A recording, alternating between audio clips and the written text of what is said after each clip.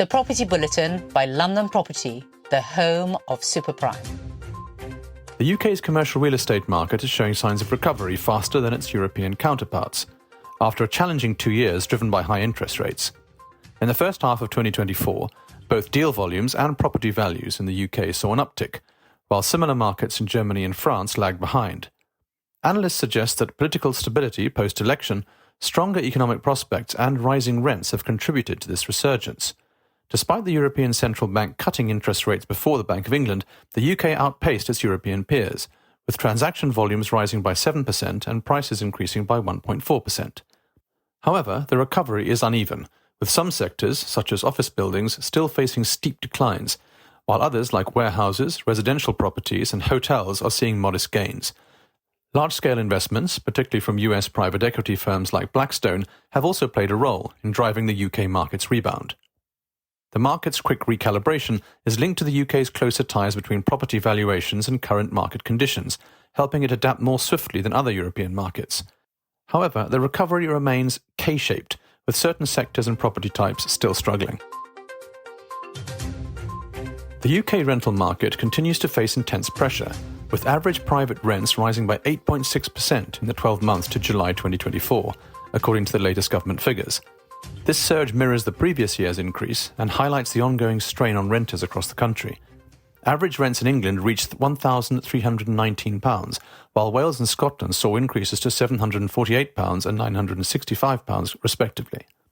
London remains the region with the steepest rent inflation at 9.7%, with average rents in the capital hitting £2,114. Conversely, the North East recorded the lowest annual rent inflation at 6.1%, although this was still a joint record high for the region, with average rents at £676. Nathan Emerson, Chief Executive of Property Mark, emphasised the growing disparity between supply and demand in the rental market. The rental market continues to feel the harsh reality of ongoing pressures on housing demand, which are outstripping current supply, he said. This has a real-world effect on rental prices for consumers, pushing prices further upwards. It's crucial that this mismatch is addressed as a priority. Emerson's concerns are echoed by other industry experts. A spokesperson for investment service Moneybox pointed to the broader implications of rising rents for aspiring homeowners. As a nation of aspiring homeowners, the news that rental costs continue to rise is concerning, they stated. Ever-increasing rental costs are eating into renters' disposable income and impacting their ability to build a deposit for a future home. The government's pledge to build 1.5 million new homes is seen by some as a step in the right direction, but experts warn that more comprehensive measures are needed to tackle the housing crisis. Patricia McGurr, founder of the Repossession Rescue Network, highlighted the human cost behind the statistics, warning of the social crisis looming on the horizon. Real pain is being felt by tenants due to soaring rental costs, McGurr said. House prices are inching out of reach for many, and rents are escalating to unsustainable levels. This isn't just an economic challenge, it's a social crisis in the making. McGurr also pointed to the rising number of landlord repossessions as evidence of the growing difficulties faced by both tenants and property owners. Behind every statistic is a family struggling to keep their home and landlords facing untenable costs, she added, painting a stark picture of the challenges ahead for the UK housing market. As the situation escalates, calls for government intervention are growing louder, with the gap between supply and demand widening and rental costs continuing to soar. The need for long-term investment in sustainable housing solutions has never been more urgent. The pressure is on for the government to act before the crisis deepens further. The jet-set lifestyle of the super-rich is undergoing a significant shift. As tax regulations tighten across Europe, many wealthy individuals, once nestled comfortably in places like Monaco and London, are now becoming non-residents or NRESs, a term for those with no fixed abode, driven by the need to avoid tax burdens. At a recent high society event, for instance, a guest was lamenting her transient lifestyle, splitting her time between Monaco, Lisbon and Verbier, having reluctantly left London behind. Many guests, similarly dislocated, echoed her sentiments. The catalyst for this exodus has been the crackdown on the long-standing non-dom tax status in the UK, which allowed the wealthy to avoid taxes on overseas income. This change, introduced by former Chancellor Jeremy Hunt, sent shockwaves through the upper echelons of society. Suddenly London, once a haven for the ultra-rich, became less attractive. The wealthy, who had flocked to the city for its social scene and favourable tax laws, are now seeking refuge elsewhere. These NRESs, who hailed from across Europe, India and Russia, initially came to London for both professional and social reasons. They settled into the city, bought homes through shell companies, and enjoyed the benefits of the UK's lenient financial scrutiny. However, with the tightening of tax regulations, many are now moving on to the next tax shelter, often places like Dubai, Malta or Singapore. Famous figures like Ashata Murthy, the wife of former UK Prime Minister Rishi Sunak, and billionaire Lakshmi Mittal are among those who have navigated these waters. While some continue to work in international banks, others simply float from one luxurious destination to another, avoiding taxes wherever they go. This lifestyle, while glamorous on the surface, comes with its own set of challenges. NRESers often find themselves disconnected from any real community, living in places that offer little more than tax advantages. They maintain ties to the UK through their children's schooling, but spend as little time as possible in the country to avoid tax liabilities.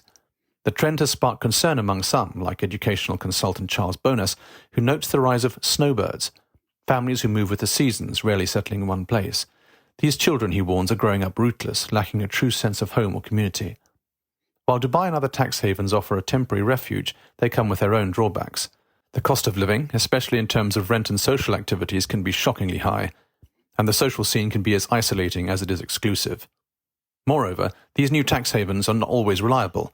Places like Italy and Portugal have already doubled their taxes on foreign residents, leaving many NRESers scrambling for yet another shelter. As the number of NRESers grows, so does their unpopularity. Often seen as exploiting systems rather than contributing to them, they face increasing resentment from locals in the places they inhabit. In contrast to past émigrés who integrated into their adopted countries, today's NRESers are often viewed as little more than tax avoiders, out of touch with the communities they temporarily inhabit. The future for these stateless wealthy individuals looks uncertain, with governments worldwide clamping down on tax avoidance and the social isolation of their lifestyle becoming more apparent. The appeal of the NRES existence may begin to wane. For now, they continue to drift from one tax haven to the next, ever in search of the elusive perfect shelter. In the case of James Winfield versus HMRC, the first-tier tribunal sided entirely with the taxpayer, rejecting every argument presented by HMRC against a claim for multiple dwellings relief on stamp duty land tax.